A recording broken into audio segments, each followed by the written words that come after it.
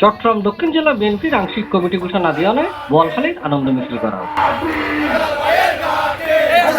ফেব্রুয়ারি 2 তারিখ রবিবার বোয়ালখালী উপজেলা বিএনপির যুগ্ম আহ্বায়ক জাভেদ মেহেদী সুজনের নেতৃত্বে মিছিল সাতপুরা সমুন্নতর শুরু হয়ে প্রধান সড়ক ঘুরিয়ে প্রায় হালির দায়েরে শেষ হয়।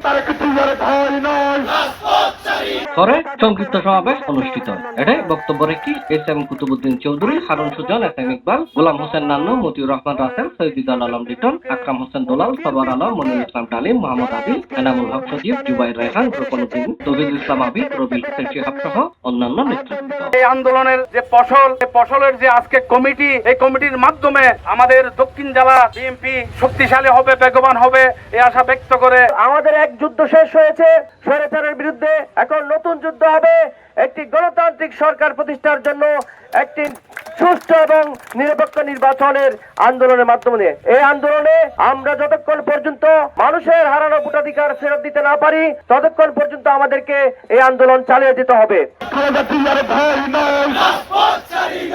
টি প্লাস টিভি, চট্টগ্রাম।